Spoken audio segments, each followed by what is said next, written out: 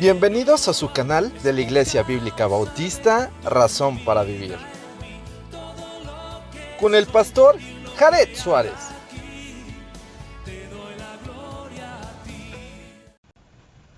Bienvenidos a su canal de la Iglesia Bíblica Bautista, Razón para Vivir. Hoy estamos estudiando la carta de Pablo a los Gálatas y hoy vamos a continuar con el capítulo 2. Hoy vamos a ver del versículo 11 al versículo 21. Vamos a hacer lectura de la palabra de nuestro Dios y dice así: Pero cuando Pedro vino a Antioquía le resistí cara a cara, porque era de condenar, pues antes que viniesen algunos de parte de Jacobo, comía con los gentiles, pero después que vinieron, se retraía y se apartaba, porque tenía miedo de los de la circuncisión, y en su simulación participaban también los otros judíos, de tal manera que aún Bernabé fue también arrastrado por la hipocresía de ellos. Pero cuando vi que no andaban rectamente conforme a la verdad del Evangelio, dije a Pedro delante de todos: si tú, siendo judío, vives como los gentiles y no como un judío, ¿por qué obligas a los gentiles a judaizar? Nosotros, judíos de nacimiento y no pecadores de entre los gentiles, sabiendo que el hombre no es justificado por las obras de la ley, sino por la fe de Jesucristo, nosotros también hemos creído en Jesucristo para ser justificados por la fe de Cristo y no por las obras de la ley.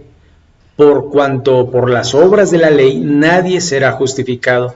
Y si buscando ser justificados en Cristo, también nosotros somos hallados pecadores, ¿es por eso Cristo ministro de pecado? En ninguna manera, porque si las cosas que destruí, las mismas vuelvo a edificar, transgresor me hago. Porque yo por la ley soy muerto para la ley, a fin de vivir para Dios. Con Cristo estoy juntamente crucificado, y ya no vivo yo, mas vive Cristo en mí, y lo que ahora vivo en la carne, lo vivo en la fe del Hijo de Dios, el cual me amó y se entregó a sí mismo por mí. No desecho la gracia de Dios, pues si por la ley fuese la justicia, entonces por lo demás murió Cristo. Muy bien, vamos a orar. Señor y Padre nuestro, gracias por tu palabra, porque en ella nos enseñas cómo debemos vivir los cristianos. Y los cristianos de alguna manera se sujetan a la ley de Dios, a la ley que está escrita en tu bendita palabra, y no a la ley de los hombres. Así que te ruego que nos guíes a través de este tiempo y que pueda ser de bendición para todo aquel que lo escucha, y en el nombre de Jesús. Amén. Muy bien. Dice, pero cuando Pedro vino a Antioquía, y si usted recuerda, Antioquía estaba hacia el norte de Israel, o sigue ahí.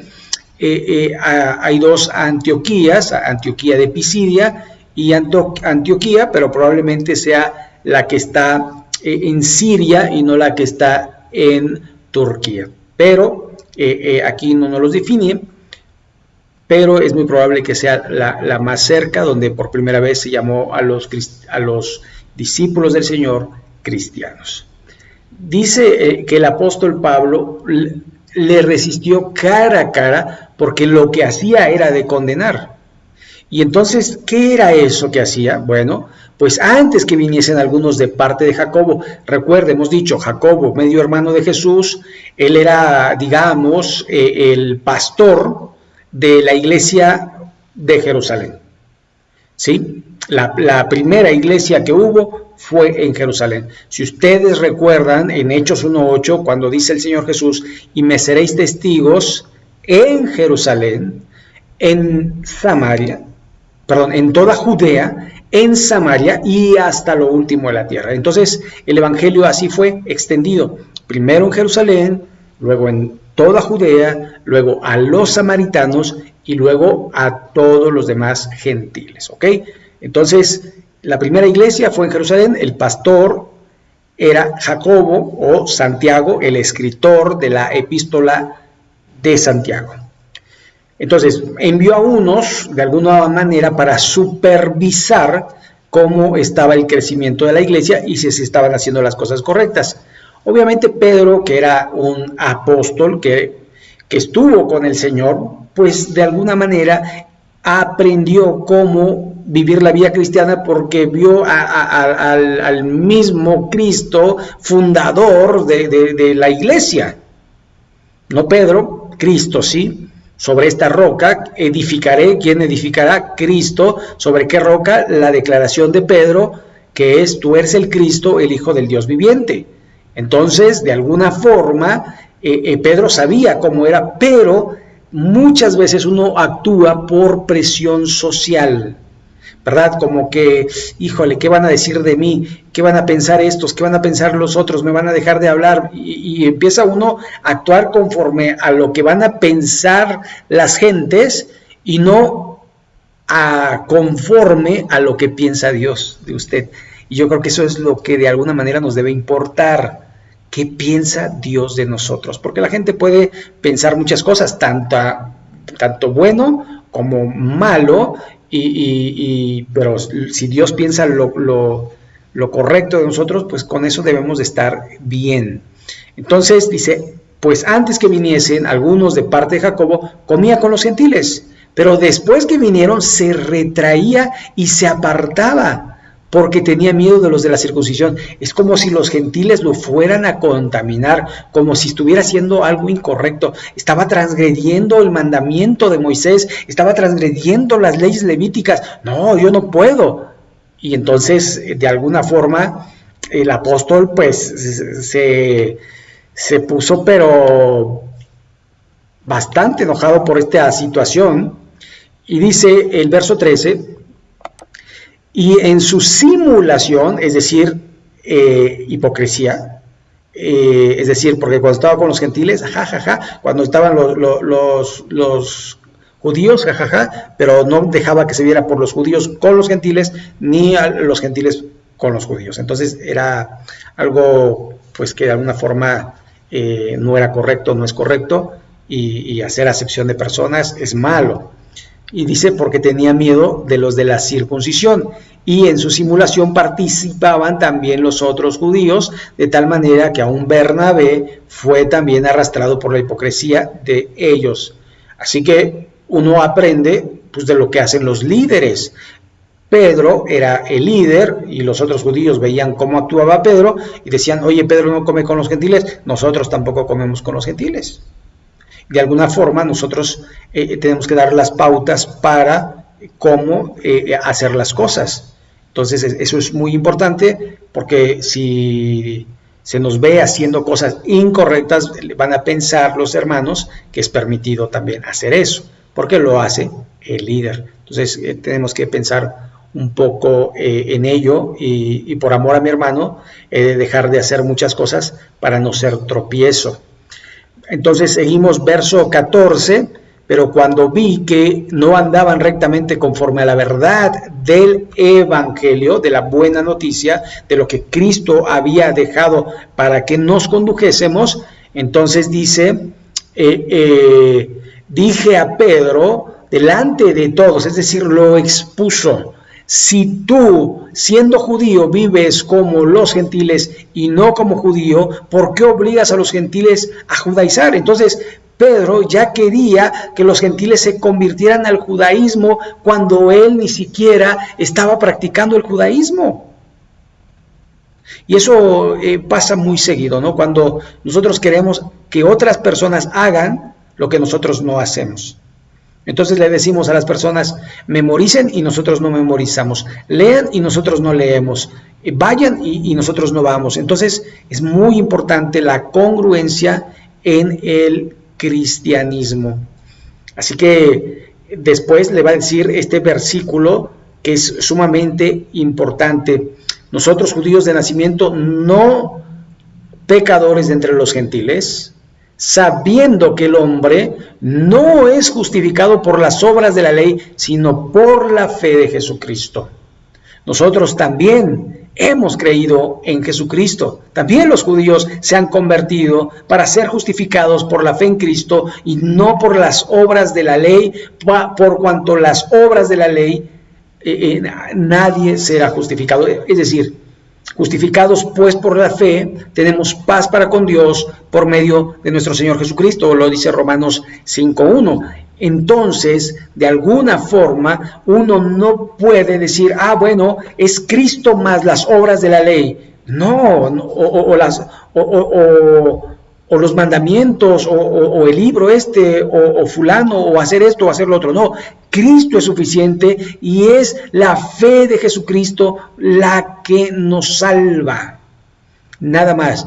En Efesios 2, en el verso 8, el apóstol Pablo dice, porque por gracia sois salvos por medio de la fe, y esto no es de vosotros, pues es un don de Dios, no por obras, para que nadie se gloríe. Entonces es muy importante que nosotros entendamos que el cristiano no se salva por las obras, pero el cristiano, porque es salvo, hace obras. Hay una gran diferencia. Nuestra fe se demuestra a través de las obras. Así que sigue diciendo el verso 17, y si buscando ser justificados en Cristo, también nosotros somos hallados pecadores, ¿es por eso Cristo ministro de pecado? Es decir, si nosotros estamos haciendo de aquí, de allá, y no, ¿entonces Cristo tiene la culpa? No, por supuesto que no. O sea, Cristo dijo cómo deberíamos hacer. Cuando Él dice, yo soy el camino, quiere decir, síganme a mí. No es nada más como muchas religiones que han surgido, como muchas sectas, que dizque siguen a Cristo, pero además le añaden, haz esto, haz lo otro, haz aquí, haz allá, de aquí, de allá, cuando en realidad es lo que dice la palabra de Dios. Por eso están estos textos inspirados por Dios, que son nuestra guía, que son nuestra luz, para que nosotros vayamos en el camino correcto. No es lo que yo quiero, no es lo que yo pienso, no es lo que a mí me gusta, no es lo que dijo fulano, sotano, perengano, sino lo que dice Dios en su bendita palabra. Y eso es sumamente importante. Verso 18, porque si las cosas que destruí, las mismas vuelvo a edificar, transgresión me hago. Entonces destruí eso porque no era de edificación, porque era pecado, pero ahora lo vuelvo a construir, lo vuelvo a hacer, pues vuelvo a la misma. Es como el perro que vuelve a su vómito, como la puerca lavada que vuelve al cieno. Después eso lo va a escribir el apóstol Pedro. Entonces es muy importante que dejemos atrás las cosas viejas y que nos enfoquemos a las cosas nuevas que Cristo hizo en nuestra vida. Y para nosotros y para muchos de nosotros la Biblia es nueva, porque antes no andábamos conforme a la Biblia, sino andábamos conforme a la religión, conforme a seguir a hombres, pero ahora estamos siguiendo a Jesús y estamos siguiendo su palabra, y eso de alguna manera cambia todo. Verso 20, que es de alguna forma un pilar en la vida de todo aquel que es verdaderamente salvo y vive por Cristo. Dice el verso 20, con Cristo estoy juntamente crucificado y ya no vivo yo, mas vive Cristo en mí, y lo que ahora vivo en la carne lo vivo en la fe del Hijo de Dios, el cual me amó y se entregó a sí mismo por mí. Y lo que está diciendo el apóstol Pablo es, ya no vivo yo, sino Cristo en mí. Es decir, que las obras que ahora voy a hacer son las que el mismo Cristo haría. Una pregunta que debemos hacer en muchos momentos de nuestra vida es, ¿qué haría Jesús?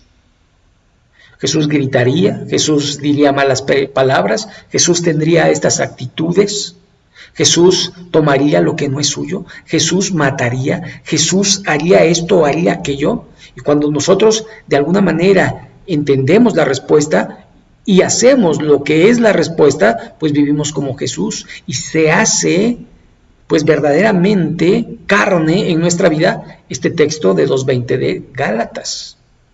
Y eso es algo que nosotros buscamos, que verdaderamente ya no vivamos nosotros, porque nosotros por naturaleza somos malos, reaccionamos mal, miramos mal, hacemos cosas incorrectas, pero Señor, ayúdame a ser como tú, ayúdame a buscar lo que es correcto, lo que es recto, lo que es justo, y no hacer egoísmos, y no a tener envidia, y a amarte con todo nuestro corazón.